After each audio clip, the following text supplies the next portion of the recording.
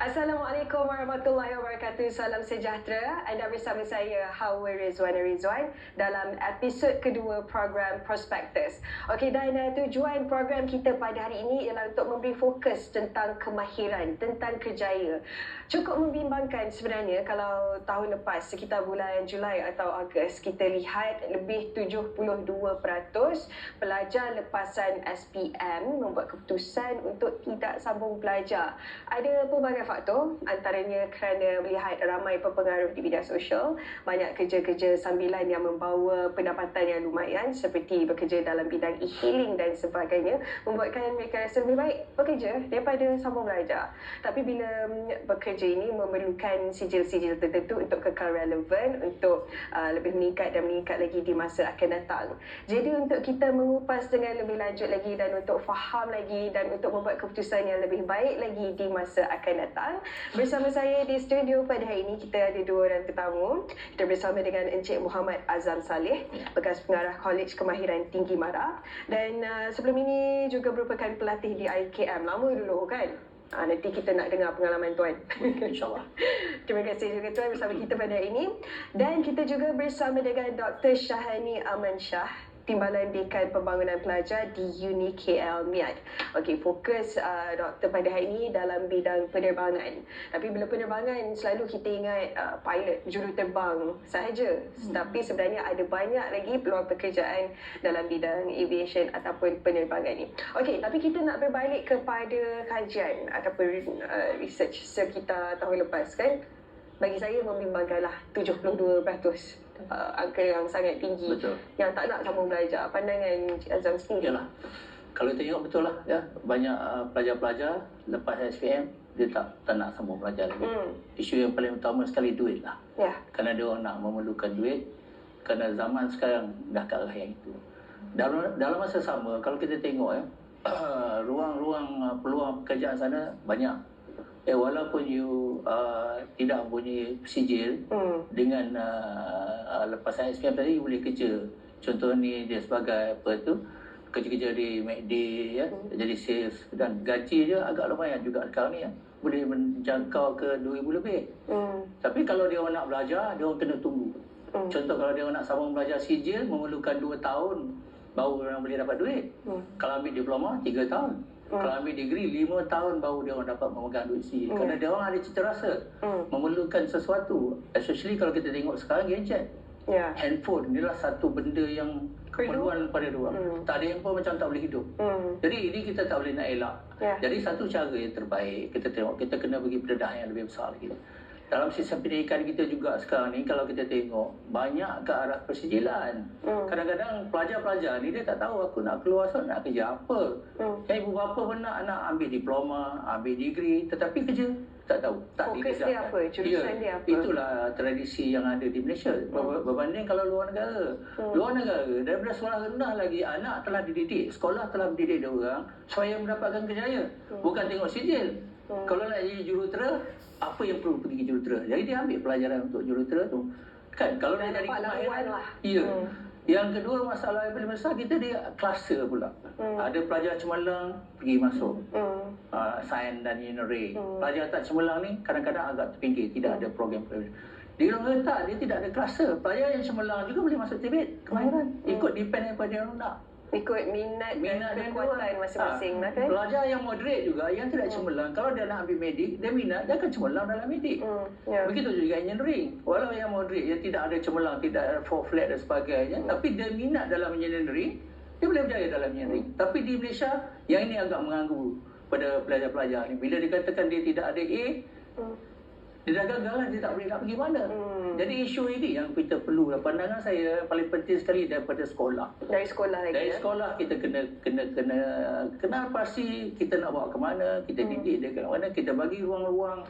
Kalau dulu dia ada, masa saya sekolah dulu, masa sekolah menengah, kita ada seni perusahaan, industri art. Sekarang dah tak ada tau.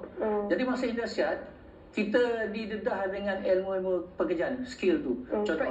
Praktikal. Contoh otomotif, parabot, elektronik, fabrication. Jadi dia dedah kat situ. Masa kita belajar tu, saya kat situ saya dah mula minat dengan teknikal ni. Saya suka tukang, saya nampak produk ni. Bila bagi pendedahan awal waktu sekolah baru nampak, baru tahu minat bidang ni sebenarnya. Nanti Jadi apabila dia nak ambil diploma, dia tahulah aku nak diploma ni untuk dapat kerja. Tak payah tunggu habis periksa baru tahu nak ambil jurusan apa kan. Ya, betul. Okey, pendapat doktor pula lah tentang rata-rata pelajar-pelajar habis SPM pilih untuk bekerja sambilan. Rasa tak perlulah kita nak kerja profession tertentu yang perlu persijilan, sebab kerja-kerja sambilan ni contoh e-hailing dan sebagainya, kalau buat betul-betul sebulan 2,000 tu minimum, boleh dapat sampai 4,000 kalau bersungguh-sungguh.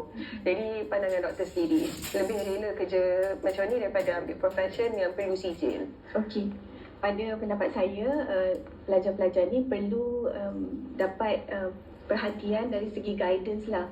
Maksudnya orang-orang dewasa yang lebih mengetahui tentang bidang-bidang ni, seperti kaunselor di sekolah, ibu bapa, guru-guru, juga institutional, higher institutional akan datang untuk membantu juga dalam memberi pendedahan betapa pentingnya pendidikan, because pada peringkat umur macam ni, mereka sangat kritikal dan cepat terpengaruh dengan social media, especially, but dalam jangka masa yang panjang mereka tak nampak yang kadang-kadang mereka dapat cash in hand, which is fast and quick, cepat, tapi dia tak nampak nanti mungkin dalam masa 5 tahun, 10 tahun mereka nak sambung belajar, kawan-kawan dah pergi ke mana-mana dah. But mereka sendiri dah tak ada peluang untuk, dan dia rasa malu and inferior untuk start menceburi bidang-bidang yang mereka nak lah. So pada masa ni, it is memang sangat penting untuk kita highlight the importance of kemahiran dan bagi semangat yang betul lah kepada anak muda untuk tell them, untuk kata pada mereka, it's not the end of the world kalau kita tak dapat 11A ke 10A ke. Dia ada ruang-ruang yang untuk kemahiran untuk mereka. So there is a lot of peluang dan opportunities bagi mereka. Sebab kena tahu juga yang pekerjaan ni bukan diukur dekat kita punya keputusan SPM semata-mata, bukan bergantung kepada straight A sahaja kan. Okey, kita nak berehat dulu seketika. Doktor, lepas ni kita nak tahulah kalau ada pelajar-pelajar lepasan SPM, kalau ada adik-adik lepas ni nak masuk bidang penerbangan, macam mana, apa dia punya kriteria dan apa antara cabang dalam bidang penerbangan ni. Daripada Encik Azam sendiri, kita nak tahulah apa antara demand yang mendapat perhatian untuk tahun 2023 ni dalam bidang TVET lah, kemahiran yang sangat-sangat diperlukan dalam area pekerjaan. Sebenarnya selepas ini kita akan bincangkan di Prospektus.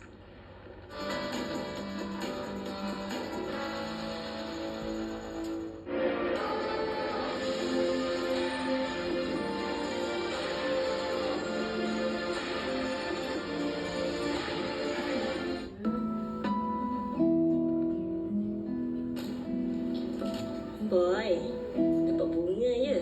Kahwin je lah. Ayu, nak tunggu apa lagi? Awak kan cakap awak tak boleh hidup tanpa saya kan di sisi. Maknanya sama lah macam saya juga. Saya pun tak boleh hidup tanpa awak di sisi. Jadi jomlah kita kahwin. Orang baru kahwin ni elok duduk sendiri, berdikari. Tak payah duduk dalam keluarga. Awak berjumpa dengan lelaki yang lebih sayangkan awak, lebih ambil berat pasal awak. Lepas tu awak nak bercerai. Saya lebih cintakan kamu. Marah orang lain, pergi lepaskan kepada orang lain. Sepatutnya awak marah mak dia, bukan marah budak Idayu tu. Dia hina hadiah yang dia bagi dia. Dia nak bohong, tahu tak? Awak jangan berani cakap ibu saya berak.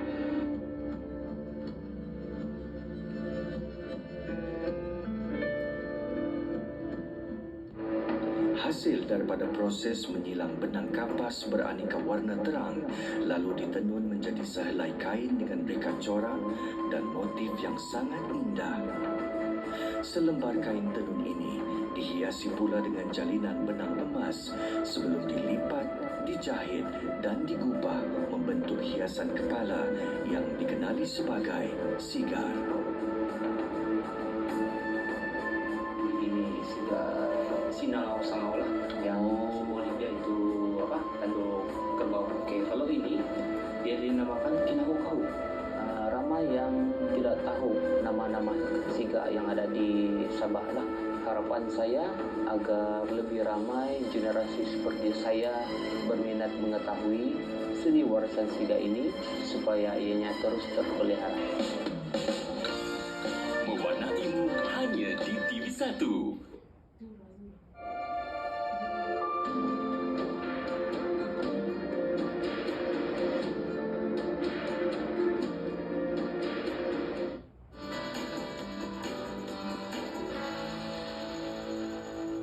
Bertemu kembali dalam Perspektus, dan kepada anda yang baru saja menonton, hari ini fokus kita dalam bidang kemahiran, dan masih bersama kita di studio ialah Encik Muhammad Azam Saleh, bekas pengarah Kolej Kemahiran Tinggi Mara, dan juga Dr. Syahani Aman Shah, Timbalan Dekan Pembangunan Pelajar di Uni KL Miat.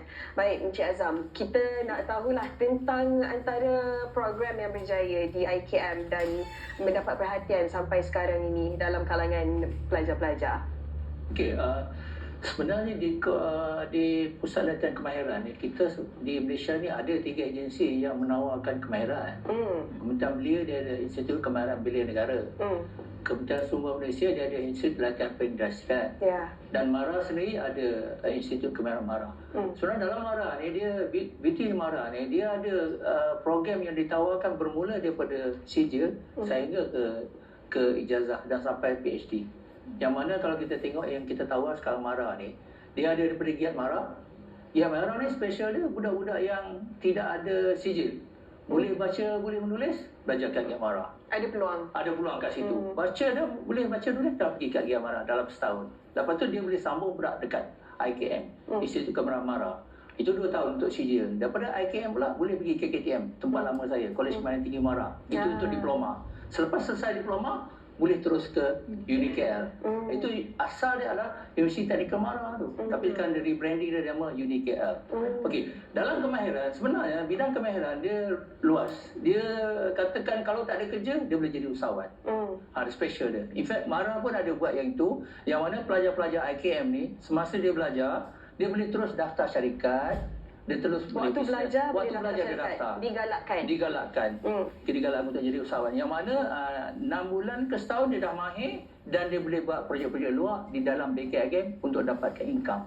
Maksudnya waktu belajar pun boleh buat boleh dah juga. Memang kita galakkan sebab MARA mengeluarkan bukan saja pekerja mahir, juga usahawan. Yang dia bekalkan pada job seeker kan, yang mana dia akan boleh membekalkan ruang-ruang pekerjaan pula pada orang lain. Jadi ruang yang ini yang perlu lepasan SPM ambil kan. Contoh saya.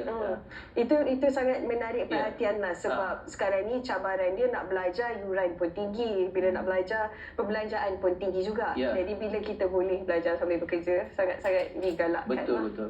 Ini kadang-kadang ibu bapa pun tak nampak, pelajar pun tak nampak. Sebenarnya kebanyakan pelajar kita sekarang, bila dia orang belajar tamat diploma, kerja tak ada, dia orang ada hutang. Program MARA dia orang tidak berhutang. That's why kadang-kadang kita kena pandai memilih. Dekat MARA dia ada program 2. Satu institusi dia yang kita taja sepenuhnya, satu swasta. Macam UniKL, dia orang kena buat pinjaman. Tapi kalau Giat MARA, IKM, KKTM, semua ditaja dan mendapat allowance lagi. Kalau diploma, dia orang dapat 300 bulan. Jadi apabila dia orang tamat diploma dan tidak ada tanggungan hutang dah, dia orang terus bekerja. Kalau dia orang tak kerja pun dalam masa 3-4 bulan, dia orang tak perlu bayar. Jadi ruang-ruang ini perlu pihak-pihak sekolah dedah kepada pelajar, yang mana ruang tu ada pada dia orang pilih je. Begitu juga dalam kemahiran. Sebenarnya dalam kemahiran, apa kursus pun semua ada lah. Sebut antaranya. Contohnya kalau kata kemahiran dia specialized. Dia juru kimpal, otomotif, mekanik, juru cat kenderaan, upholstery, carpenter, programmer, robotik punya programmer, pembuatan, mesin, juru mesin. Kalau kita cakap term Melayu dia agak nama pelik sikit. Juru lari dan sebagainya kan. Jadi elemen-elemen ni dia banyak. Dekat industri luar Contoh kalau mekanikal dia boleh banyak saluran dia boleh buat. Dalam saluran pembuatan boleh, pemakanan dia boleh masuk. Tambah zaman tanian dia boleh teknologi masuk. sekarang ni Dia pilih saja. Yang penting dia minat, dia tunjukkan kemahiran dia. Sebab dalam kemahiran dia, kompetensi tu main peranan. Walaupun dia tidak ada sijil tapi dia mahir, company bayar dia gaji yang besar. Sebab dia mengeluarkan produk yang baik, kurang defect dan sebagainya. Ini elemen-elemen dalam kemahiran. In fact dalam satu masa dulu, apabila lepasan UC yang banyak menganggur dalam kerjaan dan sebagainya, marah bantu dia orang. Masuk IKM 2 tahun, ambil skill, bila dia orang keluar, dia orang juruterus dan dia jual kemahiran. Ini industri banyak ambil. Jadi kalau program-program ni banyak kita buat lagi, lebih banyak menjurus pada elemen pekerjaan yang bergaji besar lah, high income. Lagi banyak peluang pekerjaan. Semua ya. Okey, sekarang ni dalam bidang penerbangan pula, macam mana? Kalau ramai yang berminat tapi tak tahu bidang penerbangan ni boleh jadi juruterbang saja ke apa lagi cabang-cabang lain, Doktor? Okey. Dalam bidang penerbangan bukan saja ada juruterbang, tapi di Uniki Almiat kita menawarkan kursus-kursus seperti avionics, bachelors in mechanical, dan juga bidang pengurusan penerbangan. So yang tu bukan technical, tapi it's jalan pathway lah untuk mereka sambung belajar daripada diploma ke peringkat ijazah. Okey, dan peluang pekerjaan mereka macam mana? Nak kerja apa kalau belajar bidang-bidang ni? Okey, because dalam Uniki Almiat kita akan menyediakan fundamental knowledge, asas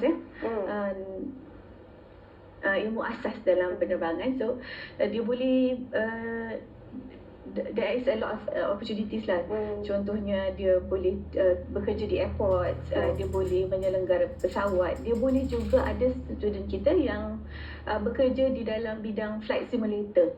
So mereka bukan saja terhad di Malaysia, tapi mereka adalah pakar contoh di Qatar, di Egypt. Mereka menjadi pakar-pakar dalam bidang-bidang seperti ini. Dan yang saya nak highlight juga, di Uniki Almiat kita terapkan satu konsep which is teaching factory. Teaching factory ni contohnya industries yang dalam bidang penerbangan, mereka akan membuka company mereka, syarikat mereka di kampus kita.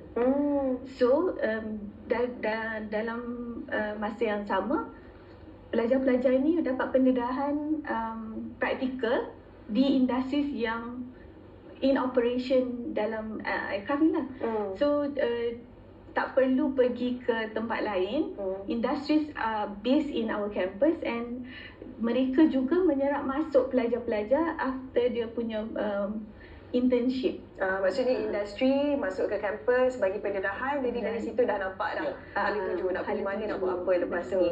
Dan saya tertarik juga bila doktor cakap jadi peluang pekerjaan bukan saja di Malaysia, boleh bekerja di luar negara juga bila ada kemahiran yang negara luar pun perlukan, negara luar pun nampak. Okey, selepas ini kita nak tahulah kalau pelajar lepasan SPM ni dia tak tahu apa kekuatan dia, apa sebenarnya kemahiran dia, apa program yang boleh diambil selepas SPM kan. Kita nak tahu selepas ini tuan, dan banyak lagi yang kita nak tahu tentang penerbangan, tentang hala tujunya. Semua ini selepas ini Prospektus. Kita berehat dulu seketika.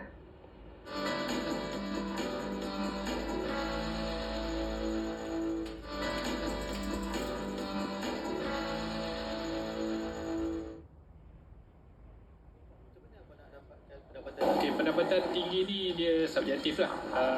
Contohnya kalau kita berada di luar bandar, 5,000 tu agak tinggi lah. So cost living yang lebih rendah. Tapi kalau kita berada di KL contohnya, dan lifestyle kita termasuk dengan kos-kos kehidupan yang tinggi di KL, 5,000 tu consider macam average ataupun agak rendah. Kalau by qualification, saya musician dan juga saya bekerja di dalam studio untuk rakaman dan sebagainya. Tapi disebabkan oleh kerana saya ada minat dalam bidang lain yang bermula sebagai hobi, tapi hobi itu bertukar menjadi skill yang boleh menjana pendapatan, iaitu saya suka menerbangkan drone. Pada pengenali drone seperti saya, dia agak tinggi. Daripada skill tersebut dia dapat menjana pendapatan sampingan yang lebih tinggi daripada kerja hakiki saya.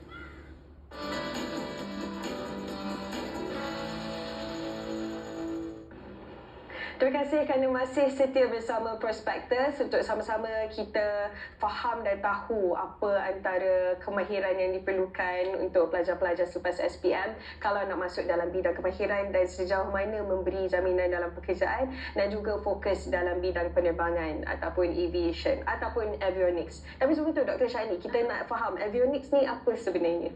Okey. Avionics tu adalah singkatan bagi Aviation Electronics. So sebenarnya segala benda elektronik yang di dalam kapal terbang, kita namakan dia avionics. Okey. Dan pekerjaannya termasuklah jurutera pun termasuk dalam bidang avionics ni juga kan? Okey, baik. Encik Azam, kita nak tahu jugalah, anda kata habis SPM nak masuk bidang kemahiran tapi tak tahu kemahiran dia apa sebenarnya. Kemahiran dia menjahit ke, kemahiran dalam bidang elektronik ke, masakan ke, macam mana untuk pelajar tu tahu kalau nak masuk bidang kemahiran apa? Okey, dari segi pembinaan kemahiran ni sebenarnya di sisi latihan kemahiran negara, contoh IKBN, ILP dan IKM ni, kita tak memilih dia ada asas, kita tidak. Sebab kita boleh train daripada awal. Walaupun contoh dia tak pernah pegang macam juru kimpar, dia tak pernah pegang alat kimpar ke, jadi kita lihat train dia. Sebab kita ajar dia orang not only operation tapi dengan keselamatan dia sekali. Jadi tidak ada isu lah. Dalam masa sama, sebagai pelajar, kita juga kena pasti apa yang kita minat. Sebab kursus banyak, ratusan kursus TVET di luar sana yang boleh kita pilih. Contohnya dalam bidang kemahiran, bukan dalam teknikal saja, dalam pemakanan pun ada culinary kan. Culinary pun kemahiran juga. In fact dalam pertanian pun ada kemahiran pertanian juga.